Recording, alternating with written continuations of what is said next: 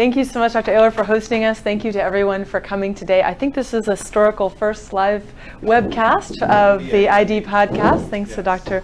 Ehler's acumen and expertise. Welcome, everyone. Wanted to go through some exciting topics today about hepatitis C, designed to give you a quick overview and a ramp up, if you will, so you will be confident in treating and screening for hepatitis C after this lecture. I am Jamie Morano, for those of you who don't know me. I am one of the ID faculty here at USF College of Medicine, and I work primarily with viruses, HIV, hepatitis C, and work primarily in the clinical video telehealth realm. So getting veterans care to rural areas, folks who can't come into the Tampa location. And we work with the Connected Care Program nationally as well. So, and for those of you who know me, the health department, we also do hepatitis C and HIV at the health department for Hillsborough County. So starting off, we have a global hepatitis C prevalence. And something that quickly comes to mind is the United States certainly has a high prevalence of about 1 to 1.9%, but we certainly have a high prevalence here. And that's for multiple reasons. If anybody wants to hazard a guess, it's actually a lot of, unfortunately, IV drug use in this region, and also a lot of social factors that prevent screening and treatment and the stopping of transmission in these regions. So that's primarily the reason the United States has needle exchange programs, treatment, Suboxone, methadone replacement programs. Some areas of the world are not so fortunate, so that's why we see those increases. Also something to keep in mind with hepatitis C, like any virus, it moves in social networks. So the United States, you can see, is primarily genotype 1A, 1B, some genotype 2, rarer 3. But many parts of the world, you'll see it in these regions here in Southeast Asia, et cetera, there's actually genotypes 9, 7, 8, and 9. And if you do a macro view, you'll actually see melding of genotypes within transit areas or highway areas where people are interacting with each other. So it's very much, it's kind of like, who do you know and with whom are you interacting for hepatitis C genotype acquisition. In the United States, in your practice, you'll be noticing that you'll be focusing mostly on genotype 1 and 2. But in other parts of the world, if you do international outreach, the genotypes will likely differ for you. And that, of course, affects treatment. You'll see also in Egypt, there's a predominance of genotype 4. That was unfortunate nosocomial transmission through some vaccination campaigns. But otherwise, most of this is intravenous drug use mediated and some iatrogenic transfusion related. So hepatitis C epidemiology in the United States. I think it's important to remember that it's about 3.9 million persons, but these are folks who were able to be reached by survey. So it's actually probably closer to about 4.2, 4.3 million for those individuals incarcerated or unable to be reached by the traditional telephone survey. We have a national prevalence of 1.13%. It sounds small, but when you get into it, it's actually pretty large in terms of the, I would say, disproportionate morbidity and mortality that the disease will cause. For those of you in practice, of course, you see hepatocellular carcinoma and you see high rates of hepatitis C on transplant lists. Something also, Florida unfortunately does have high rates. A lot of the incidence, though, you'll see is also in the western part of the United States. I think we have a point here, but here we go. So this is by state. This is a very elegant study by Rosenberg et al. And you can see it's broken down by state using the survey US Census and NH data. And what the kind of take-home message is that they've done a very good job in breaking it down to hepatitis C and cirrhosis, and actually hepatitis C and hepatocellular carcinoma. So you'll see large prevalence rates. You'll see Florida's about in the middle here in terms of prevalence upwards in this. And interestingly, I thought Oklahoma with a very large rate, and that's how bless you. That was very interesting to me, but you'll see kind of it broken down very nicely for you. Florida particularly has 153 individuals. Again, the number sounds small, but in practice it's actually very large in terms of disproportionate effort and trying to get these folks cured and back into care. We have an incidence rate of 170, and we actually have about 1,000 deaths in 2016. So it's certainly a chronic disease, but certainly can be fatal. Going to the basic signs of hepatitis C, this will really help you understand how to treat hepatitis C. You have to think of hepatitis C as kind of a linear virus. You have some envelope proteins, but the work end of the virus is your non-structural proteins. And they were very kind and they labeled them very logically for us. So we have non-structural protein 2, 3, 4, and 5. So when you hear in the discourse structural protein NS3A, 5B, that's what's going on here. They're basically ends of this very linear protein.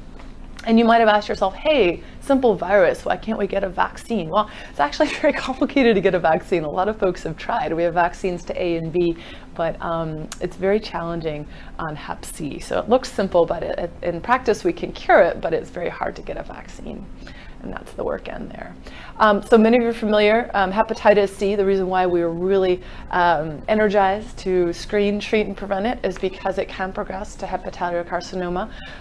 As you know, about 25% of folks will clear hepatitis C spontaneously, but the other 75% usually have a pretty predictable progression over time to cirrhosis and hepatocellular carcinoma, especially if folks are also using alcohol heavily or have other comorbidities such as HIV or immunosuppression. You'll see that progress. So obviously that's what we're trying to avoid with our treatment plans. This is a very elegant piece by Morano. She's very well known. This is the kind of steering group within VA. I wanted to show this to everyone because the VA actually was the single most largest treater of hepatitis C.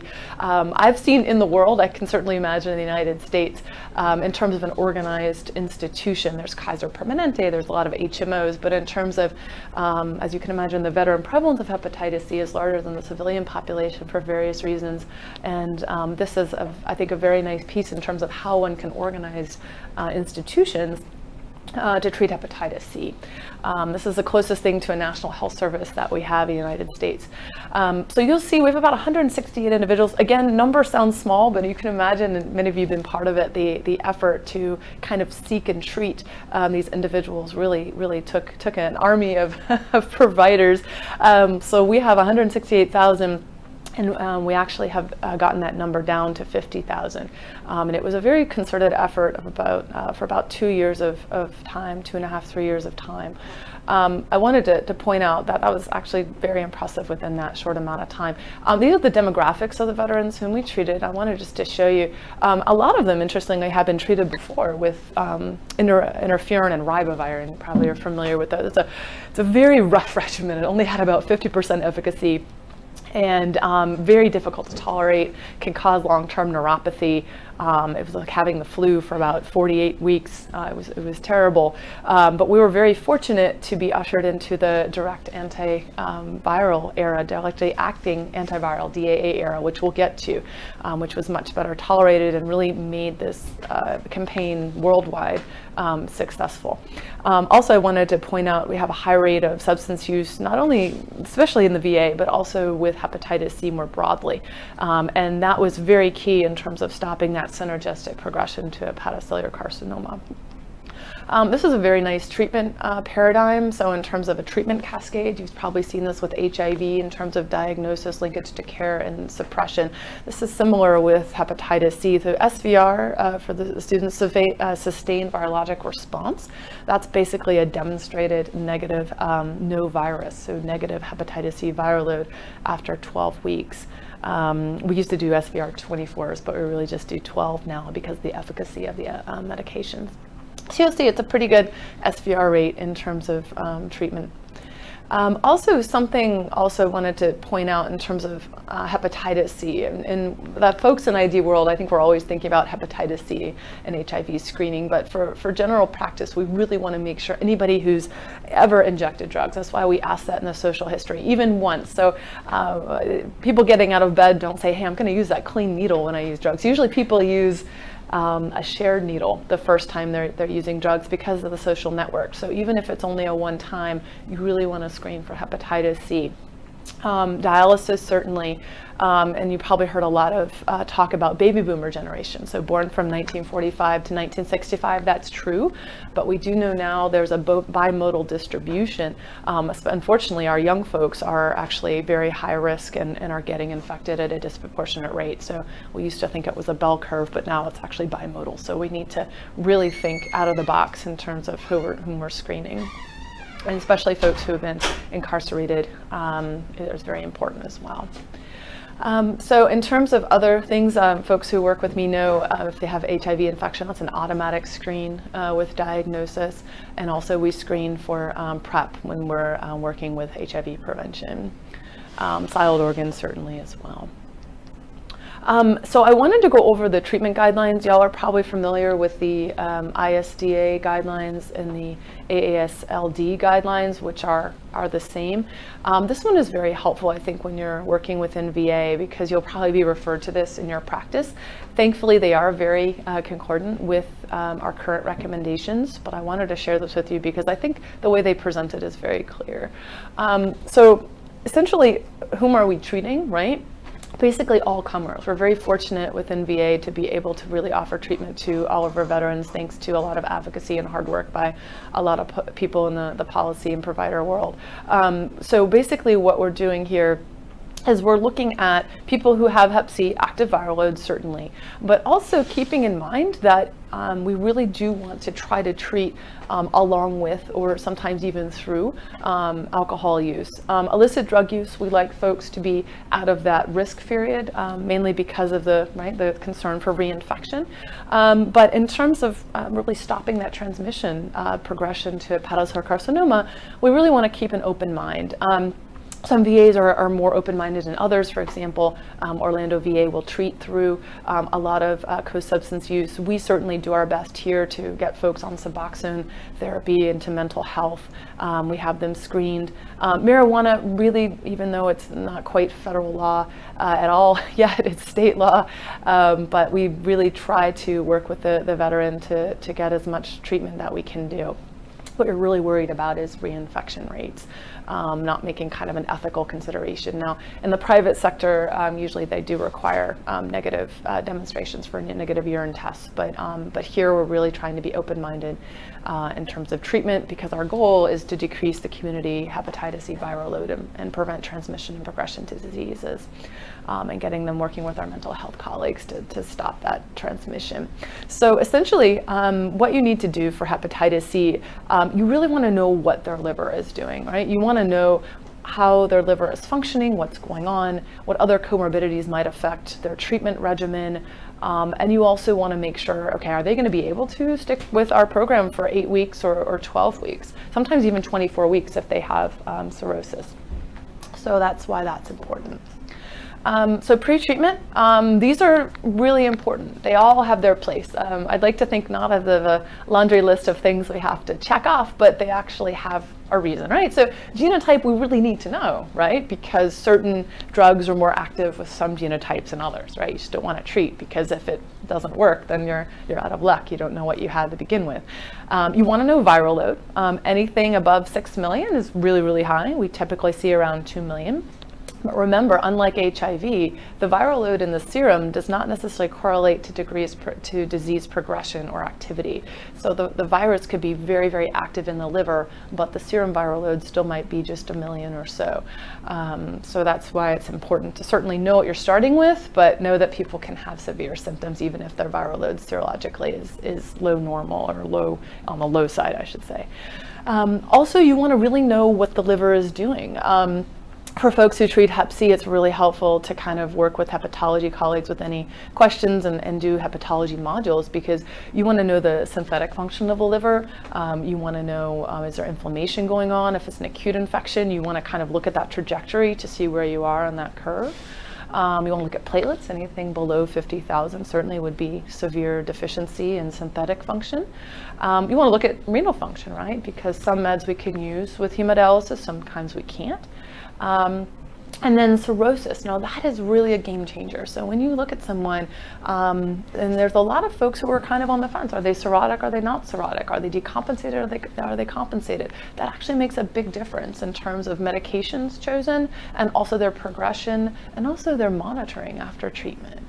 And then of course we always check for other concomitant viruses. And thankfully we don't use ribavirin anymore, but if you're working in an international setting, you might run into that. And ribavirin is teratogenic, so you really need to stress birth control. This is a nice slide put together by Pam Belperio.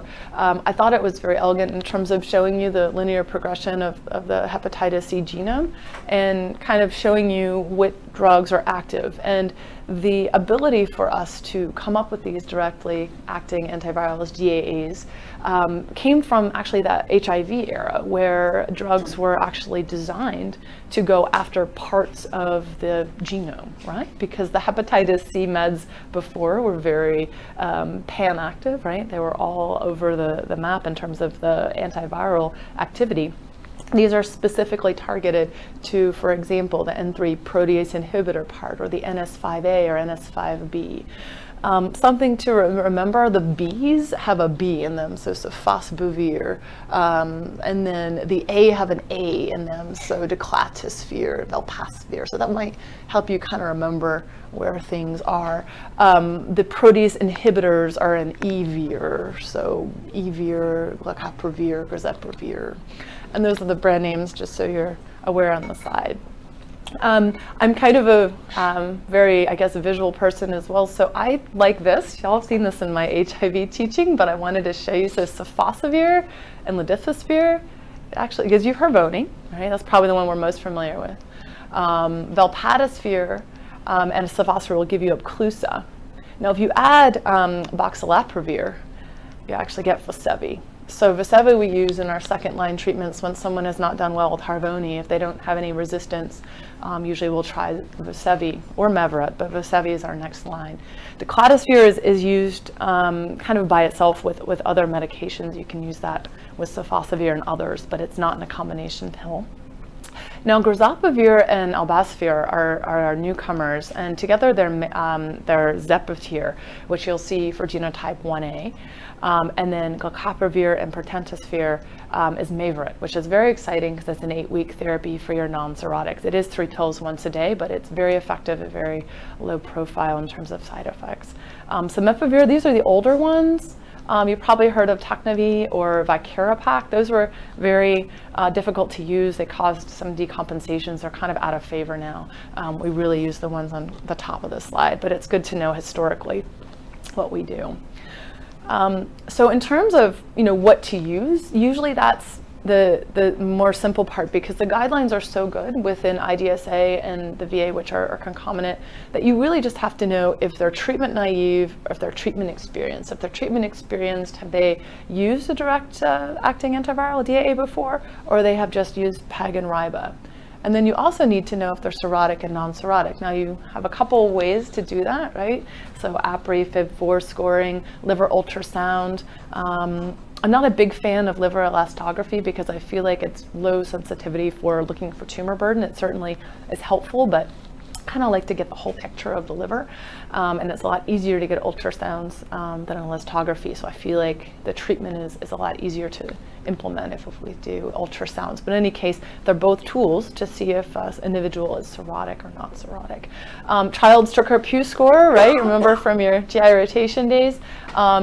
We want to know really if they're A or B. It really makes a difference, and that's a good exam. That's labs. That's liver ultrasound. It's actually getting good history. Have you had swelling? Have you had GI bleeding?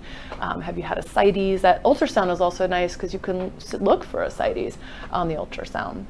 And sometimes people are on the border in terms of, are they cirrhotic or decompensated or compensated? And it matters. It does matter with your treatment.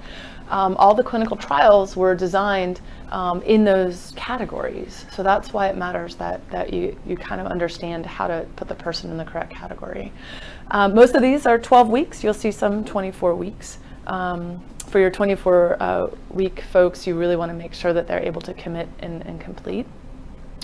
So this is interesting. So I wanted to talk a little bit about resistance. In Hep C world, we call it RAS testing, resistance testing. And basically what we're worried about is if someone has failed a regimen, such as a Harvoni, Lev-Difficile, Sofosbuvir regimen, are there mutations that are causing problems?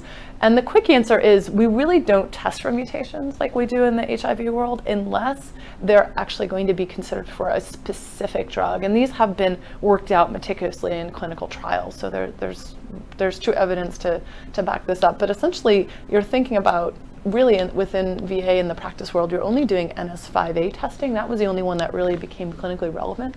And it's only if they've failed a regimen and they're genotype 1A, or if they're genotype 3. And if you're thinking about those regimens. But generally speaking, we really don't get resistance testing unless someone's really failed a DA regimen and you're considering a second line regimen for that treatment. The only time it's first time if you're doing a Zepatir, or like a Elbasvir or Grazopavir for genotype 1A, and then we get resistance testing before we treat. Otherwise, it's usually after the fact. Or if it's genotype 3, you'll see there. So basically, if they're treatment naive, it's 1A and 3, and that's it if you're only considering those. And then if they've failed therapy and you're thinking about that as a second line, you get that as well. And that's in the guidelines as well. So laboratory monitoring, how do we monitor? So for our co-infected HIV Hep C folks, we really kind of want to watch them a little more closely. Our mono-infecteds, you could probably do week 4, 8, and 12. Something that you really want to make sure though, week 4 is really the make or break time. So you really want to make sure your patient's going to be in town, they can come for those labs, because you really want that undetectable at week 4, right? That's kind of it's actually very important to make sure that you're not having resistance and that you're having adherence to the medication. Within VA, some people can do week 4 and week 12. In our practice, we like to do week 4, week 8, week 12, and an SVR 12. We actually write those labs all at the beginning when they come see us. So the first visit at week 0, we actually write them all out. We give them all their schedules and we program all their labs. And that really helps in terms of keeping people on track. And then we call it kind of a one-stop visit. They come in for their labs, their medication refills, and their checkup all at those times. We do the health department, and we do that with our telemedicine program, which really works well in terms of getting people to stay on therapy. And so essentially, that's really it for lab monitoring. With your folks on antiretrovirals, you're obviously going to pre-check your drug-drug interactions, and then you should be good to go. Within VA, we also have the added support of a really amazing ID pharmacy team who will actually, help you look at drug-drug interactions and help you select the right agent. And that's it. So thankfully, we don't have to discontinue treatment a lot. We used to. The drugs are not as effective, but thankfully if someone is taking their medication, usually we have no problem. So that's good. If someone has been off treatment, then sometimes we have to stop, but usually it's not a scientific failure of therapy.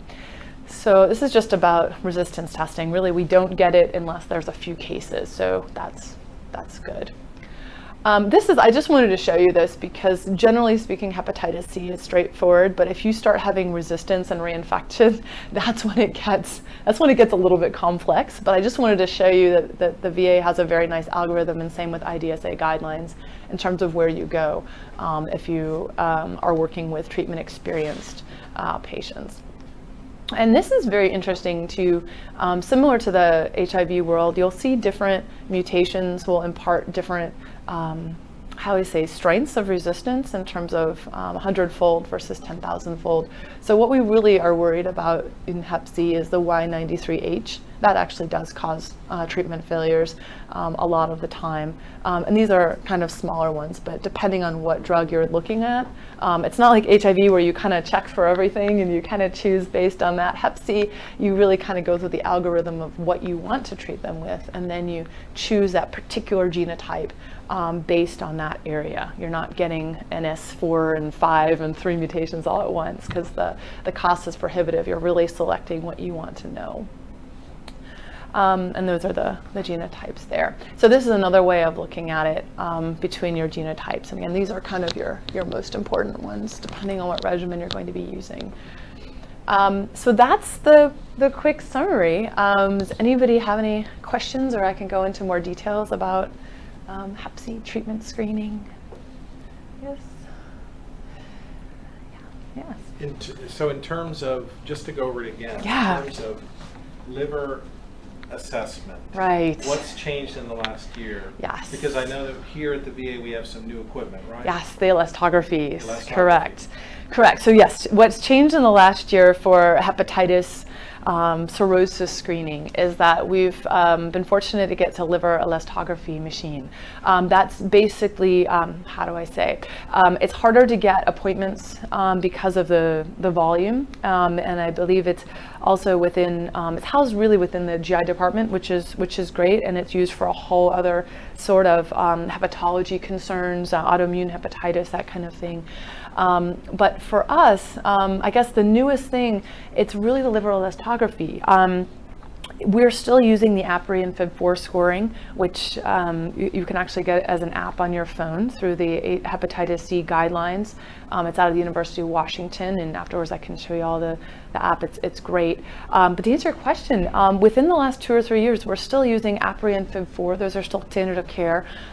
Still, liver ultrasound is I think still the strongest, and a good exam in terms of looking at edema and hepatomegaly.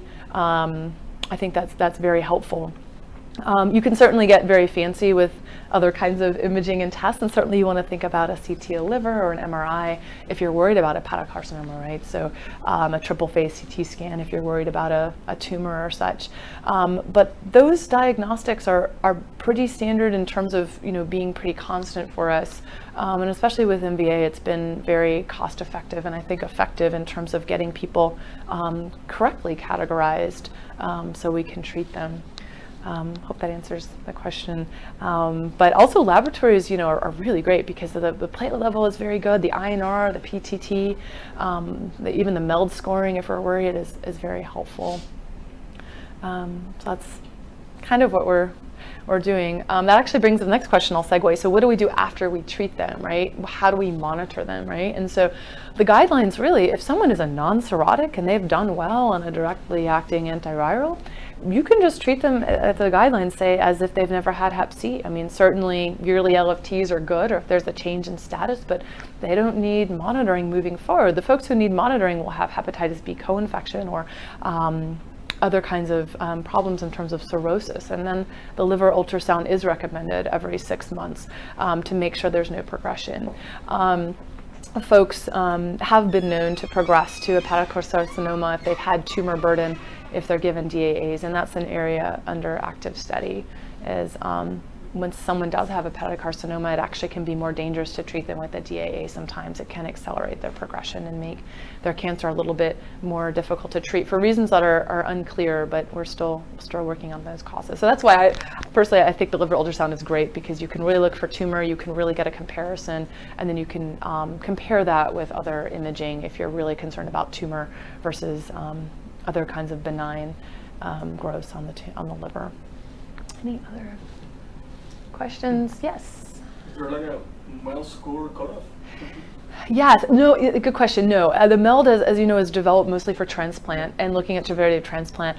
Most of these folks, we don't even do MELD scoring unless we're really worried about decompensated cirrhosis, because most of our folks don't even score high on the MELDs. It's really the Childs-Turcotte-Pugh that we like to use on the APRI and FIB4. When somebody is in the MELD range, usually we're working with a hepatologist, and we would defer to GI, because folks can decompensate very quickly. So if you're looking at someone and they look decompensated, so they have edema and they have a history of varices, those folks can actually progress to death, because the liver has so much virus in it, and so when you use a DAA, it actually kills off part of that hepatocyte.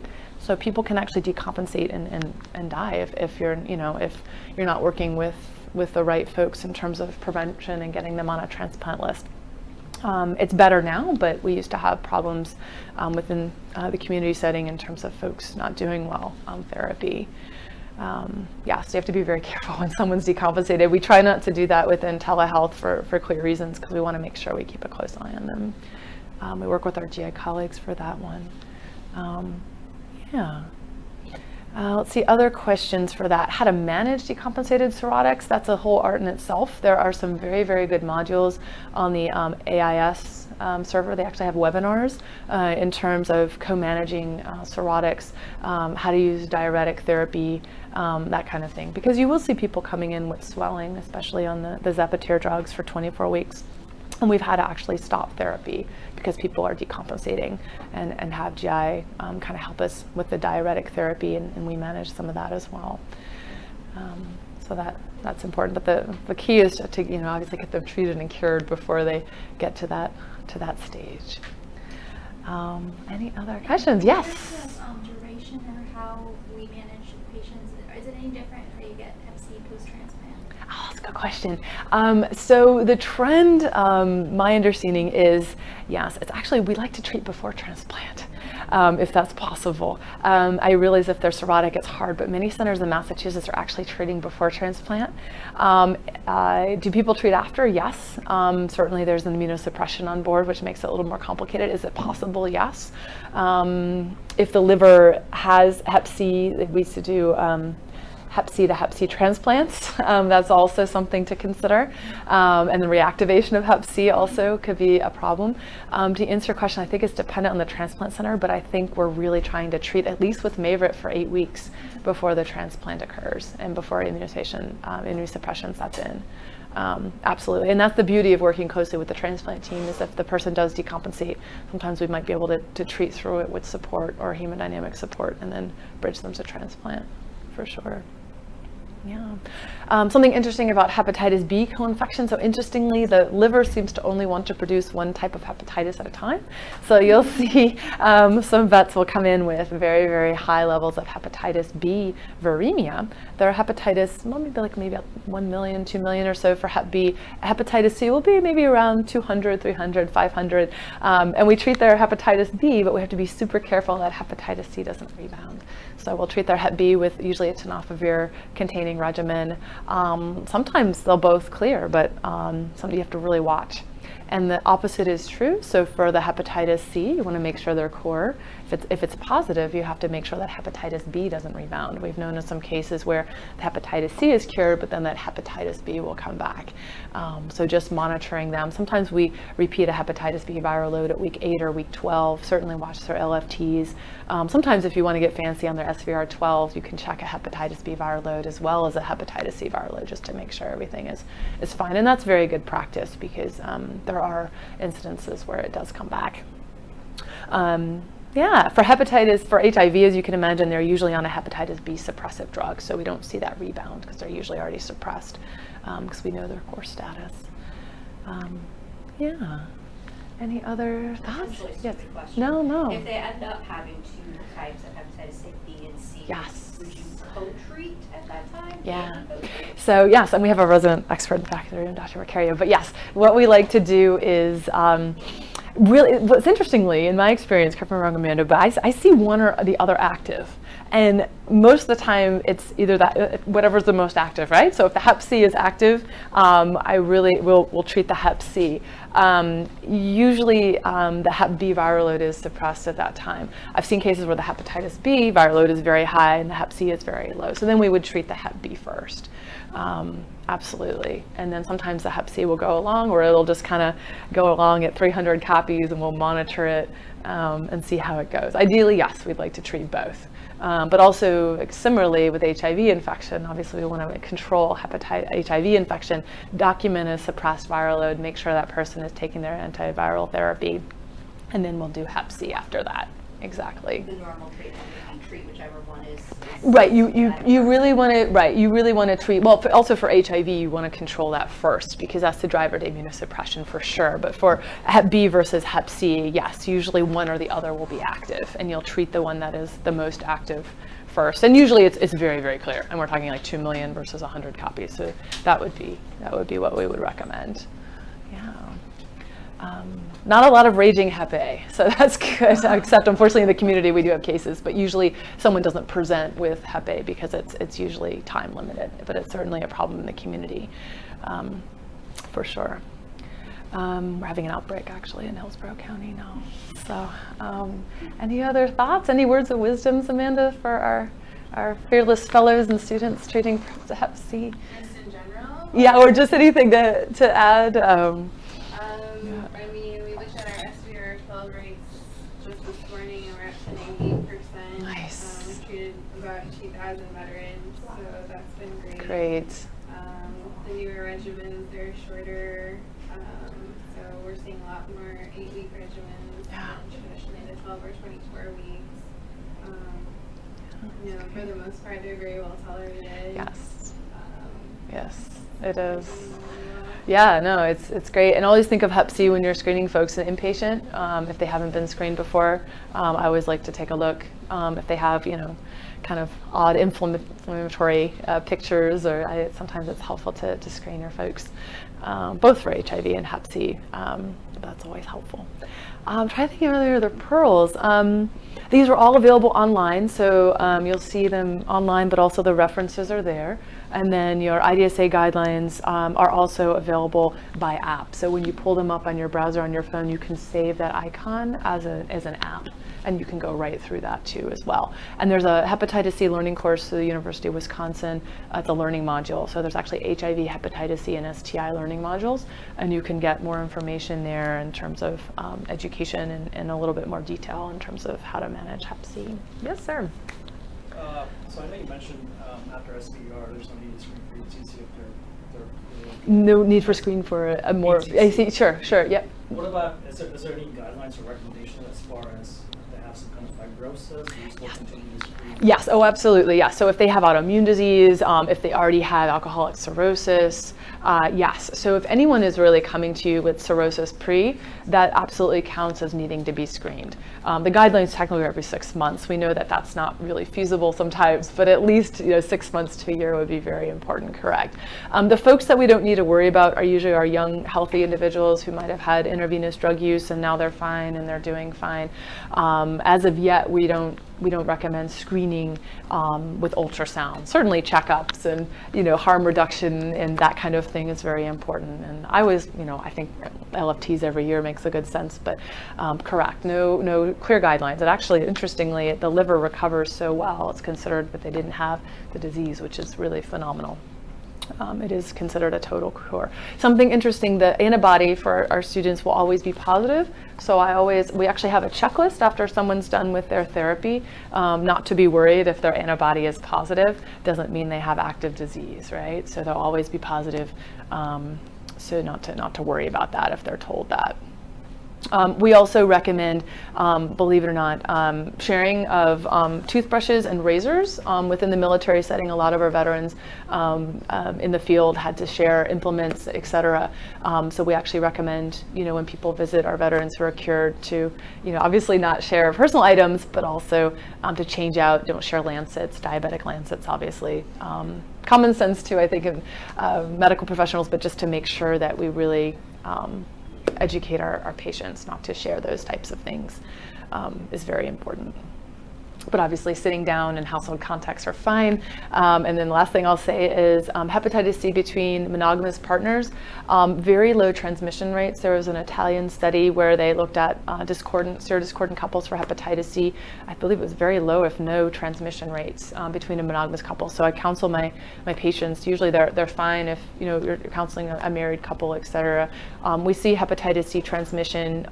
We do see sexual transmission, but it's usually in different kinds of relationships in terms of where there's a lot of blood and body fluids shared. So, but it is possible. We do see rates with Hep B and Hep C, but usually fine within monogamous couples. Okay, anything else we can help you with? Thank you so much for your attention. If you have any other questions, I'm available by email or phone. Thank you.